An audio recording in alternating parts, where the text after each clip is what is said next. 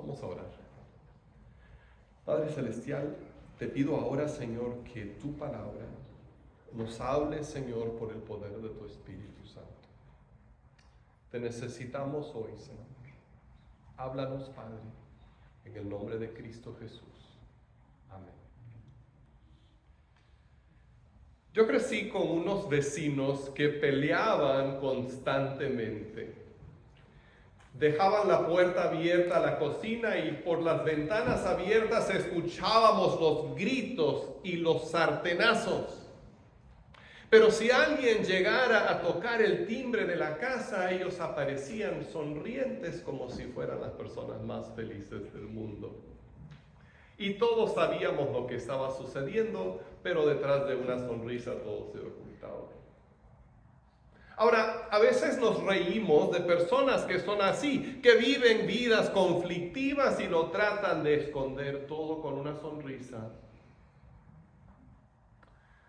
Y sin embargo, tenemos que reconocer que todos así somos en realidad. Todos tenemos conflictos en nuestras vidas. Tenemos conflictos internos. Tenemos conflictos familiares. Tenemos conflictos en el trabajo. Tristemente hasta llegamos a tener conflictos aquí en la iglesia. Luchamos, peleamos, gritamos, no podemos estar de acuerdo. Entonces, ¿de dónde surgen estos conflictos? ¿Por qué nos portamos de esta manera? Y quizás, aún más importante, ¿cómo podemos solucionar los conflictos? La solución no es fácil, pero sí es posible. Dios nos la dice en su palabra. Así que vamos a ver qué nos dice Santiago, el medio hermano de nuestro Señor Jesucristo, al respecto en su carta. Y vamos a abrir la Biblia en Santiago capítulo 4. Vamos a leer varios versículos, pero empezamos con los versos del 1 al 3. Santiago capítulo 4, versículos del 1 al 3. Dice así: ¿de dónde surgen las guerras y los conflictos entre ustedes? ¿No es precisamente de las pasiones que luchan dentro de ustedes mismos? Desean algo y no lo consiguen. Matan y sienten envidia y no pueden obtener lo que quieren. Riñen y se hacen la guerra. No tienen porque no piden. Y cuando piden, no reciben, porque piden con malas intenciones para satisfacer sus propias pasiones. ¿De dónde surgen los conflictos? No nos gusta la respuesta, pero es la verdad. Los conflictos surgen de nosotros mismos, de nuestras pasiones. Son nuestros propios deseos los que nos llevan a quedar mal con los demás. Porque queremos cosas. Y entonces sentimos envidia de quienes las tienen y nosotros no. Y la codicia nos lleva a asesinar el carácter de los que tienen más que nosotros. Queremos siempre tener la razón. No podemos admitir que estamos mal. Y cuando alguien nos dice una verdad que no nos gusta, preferimos rechazar a la persona en lugar de aceptar que quizás podrían tener por lo menos un poco de razón. Queremos controlar a los demás. Entonces, cuando hacen algo que no nos gusta o cuando no hacen lo que nosotros queremos, buscamos la forma de manipularlos o hacemos berrinche y nos volvemos violentos para lograr el control. Queremos cosas, queremos placer, queremos control, queremos manipulación y de ahí, de esos deseos, nacen los conflictos. Pero no lo queremos reconocer. Preferimos echarles la culpa a los demás. Y entonces cuando cuando nos pasamos de coraje, decimos es que me hicieron enojar. Nadie puede hacerte enojar. Tú te enojas porque quieres. Pueden hacer cosas que no te gusten, pero tú tienes que estar en control de tus propias reacciones. O los hombres pecamos con una mujer y luego decimos, es que me incitó. Es que se me vino encima y ponemos pretextos, pero si tuviéramos el dominio propio que debemos tener, una mujer desnuda podría pasar frente a nosotros y no nos afecta en nada. Porque el problema no está allá afuera, el problema está aquí adentro con nuestros deseos. A veces hasta le echamos la culpa al diablo. No es que Satanás me tentó, es el pretexto más antiguo de la historia porque es lo que dijo Eva después de pecar. Pero ninguna tentación te puede llegar si no tienes deseos malignos adentro de ti, si no te dejas llevar por esa tentación. Le damos poder al diablo cuando prestamos atención a sus mentiras, pero somos nosotros los que tenemos el deseo. El diablo no tiene poder para obligar a nadie. El diablo no te puede obligar a hacer nada que tú no quieras hacer. El problema está en nosotros, en nuestros deseos, mal formados, mal dirigidos, pervertidos. Y todo esto se refleja en nuestra falta de oración.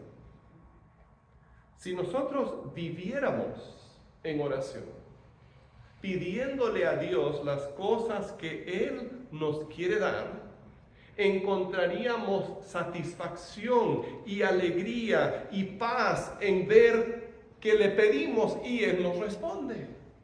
Viviríamos en esa relación estrecha con Dios, pero más bien, ¿qué pasa? No pedimos.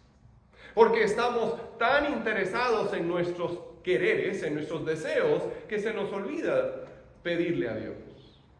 O cuando le pedimos, no le pedimos con el deseo de ajustarnos a su voluntad y buscar qué es lo que Dios quiere para mí, sino que queremos convertir a Dios en nuestro genio de la botella y decirle, dame mis 3 deseos ahorita mismo, concédeme lo que yo quiero. Y Dios no funciona así. Si nosotros vemos que hay conflictos entre nosotros, entendamos el porqué. Los conflictos no se podrán resolver hasta que lleguemos a entender su verdadera causa. Entramos en conflictos porque nos dejamos llevar por nuestros propios deseos. Nuestros deseos de poseer bienes, de encontrar placer a nuestro modo y de controlar a la gente que nos rodea, esos deseos nos quitan la paz. Ahora, si este es el problema, ¿cuál es la causa del problema? ¿Cuál es la raíz? Los siguientes versículos lo explican. Así que vamos a seguir con los versículos 4 al 6. Dice, oh gente adúltera, ¿no saben que la amistad con el mundo es enemistad con Dios? Si alguien quiere ser amigo del mundo, se vuelve enemigo de Dios. ¿O creen que la Escritura dice en vano que Dios ama celosamente al Espíritu que hizo morar en nosotros? Pero Él nos da más gracia. Por eso dice la Escritura, Dios se opone a los orgullosos, pero da gracia a los humildes. Cuando nos portamos así, ¿qué somos? La Biblia usa una palabra muy fuerte. Nos llama adúlteros. Hace poco salió en las noticias el triste caso de un profesor de seminario, fíjense, que al parecer tiene 2 familias. Se había casado con una mujer y luego secretamente se casó con otra. En otras palabras, ha cometido bigamia. Y todo el mundo lo condena o condena sus acciones, y con justa razón. Eso no está bien, eso no se hace. Y sin embargo, a nadie le parece extraño que vengamos a la iglesia el domingo para cantar alabanzas a Dios y que el lunes nos portemos como la gente del mundo. Eso es bigamia espiritual, porque es tratar de tener a dos esposos. Decimos que amamos a Dios y queremos recibir sus bendiciones, pero también queremos quedar bien con el mundo y ceder ante sus tentaciones. Y eso no puede ser. No podemos tener los dos al mismo tiempo. Esopo contó la fábula del labrador y la víbora. Un trabajador encuentra en la nieve una víbora que se está muriendo de frío y siente compasión por ella y la levanta y la toma a su pecho debajo de su abrigo para calentarla, y la víbora revive y tan pronto recupera sus fuerzas, lo pica. Y mientras el labrador se está muriendo por el veneno que le ha inyectado la víbora, empieza a reprocharla y le dice: si yo te salvé la vida, ¿por qué me hiciste esto? Y la víbora le responde: tú sabías lo que yo era cuando me recogiste. No nos debe sorprender que cuando queramos acercarnos a las cosas del mundo nos hagan daño.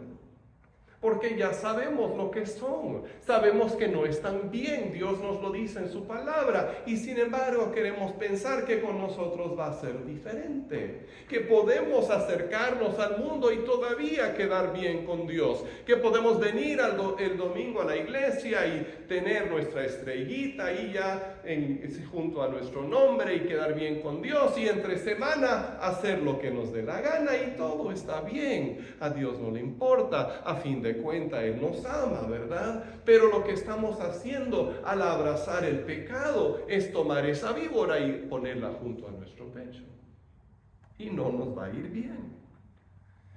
Cuando queremos tener amistad con el mundo, nos volvemos enemigos de Dios. No seamos ingenuos. Como esa víbora, el mundo siempre traerá destrucción. Ahora, ¿qué es lo que nos ofrece el mundo? Cuando hablamos del mundo, ¿a qué nos estamos refiriendo? Bueno, el apóstol Juan lo describe así en 1 de Juan 2:16. Pues el mundo solo ofrece un intenso deseo por el placer físico, un deseo insaciable por todo lo que vemos y el orgullo de nuestros logros y posesiones. Eso es lo que está en el mundo. Ahora, Dios creó el placer sexual, pero el mundo lo saca del matrimonio donde Dios lo colocó. El mundo lo saca del matrimonio y lo convierte en algo egoísta, que es solamente para nuestra propia satisfacción. Dios creó los bienes. Todo lo material Dios lo creó, pero el mundo los convierte en motivo de codicia y de envidia. Dios nos da valor. Cada uno de nosotros ha sido creado a imagen de Dios y por eso valemos muchísimo. Pero el mundo toma ese valor y lo convierte en orgullo y en soberbia y en el deseo de ser más que los demás. La lujuria, la codicia y el orgullo definen la amistad con el mundo. Y sin embargo, frente a todo esto, Dios nos ofrece su gracia. Dios nos ofrece su gracia. Y si tú te das cuenta de que has hecho amistad con el mundo, no es tarde para cambiar. Dios te ofrece la solución. Ahora, no es la más fácil, pero siempre funciona. Vamos a ver cuál es esa solución en los versículos 7 al 10 de Santiago 4. Santiago 4 del 7 al 10. Dice así: así que sométanse a Dios. Resistan al diablo y él huirá de ustedes. Acérquense a Dios y él se acercará a ustedes. Pecadores, límpiense las manos. Ustedes, los indecisos, purifiquen su corazón. Reconozcan sus miserias, lloren y lamentense. Que su risa se convierta en llanto y su alegría en tristeza. Humíllense delante del Señor y Él los exaltará.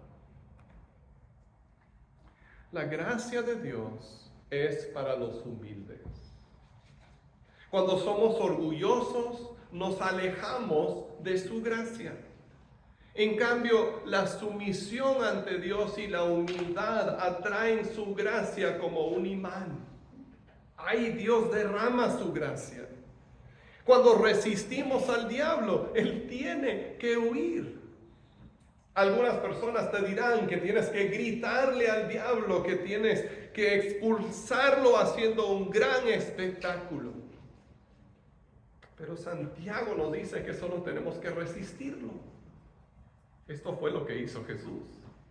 Cuando el diablo llegó para tentarlo, Jesús no se espantó, no tuvo temor, tampoco se puso a bailar y a gritar, sino que simplemente contestó al diablo con las palabras de la Escritura.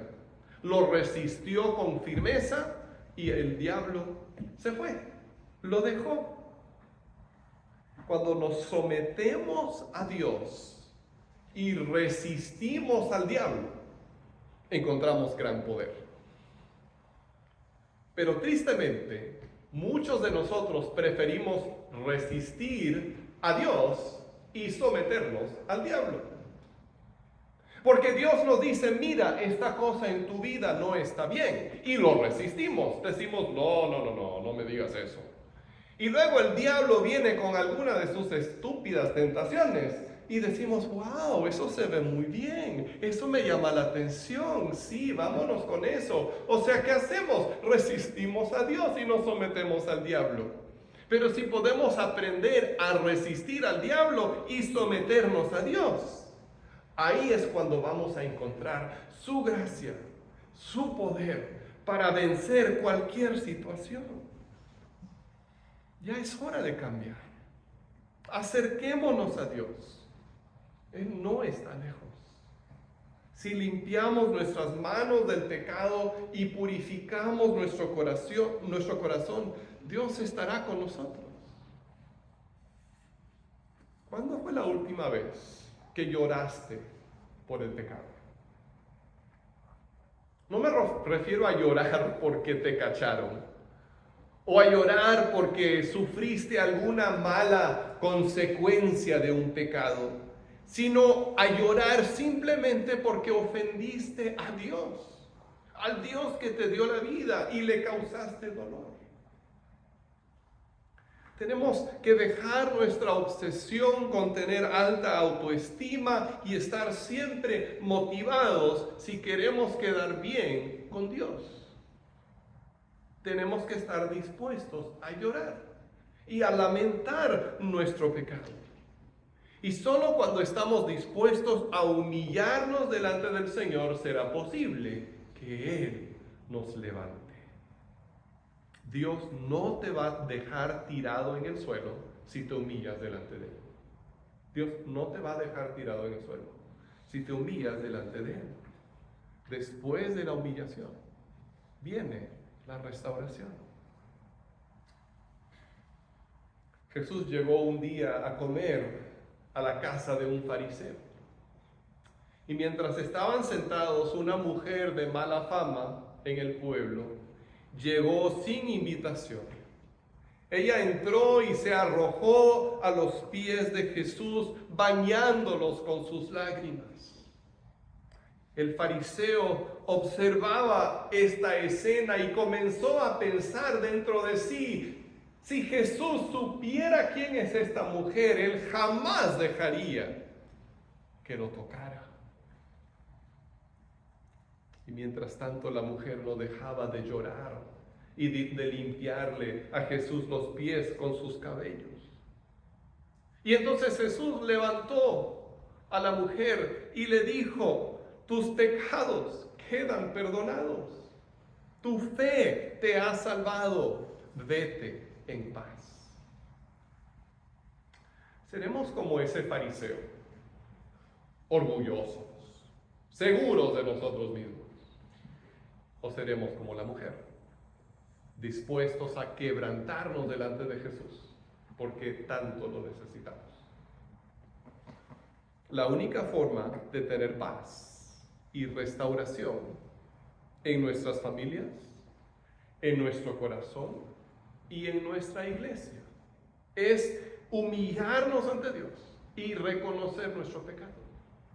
Si no estamos dispuestos a hacerlo, entonces no importa qué más hagamos. Solo la gracia de Dios nos puede restaurar. Y la gracia de Dios es para los humildes. Oremos. Padre Celestial, Señor, estamos necesitados de ti. A veces no lo queremos reconocer. A veces queremos pensar, Señor, que sí podemos. Pero sin ti, Señor, no podemos.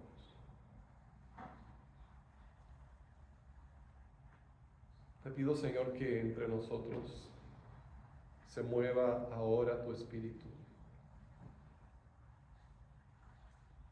Y que, Señor, podamos llegar al final de nosotros mismos y ahí encontrarte a ti. Señor, nos hace falta tu gracia. Prepáranos para recibirla. Te lo pido, Señor, en el nombre de Cristo Jesús. Amén.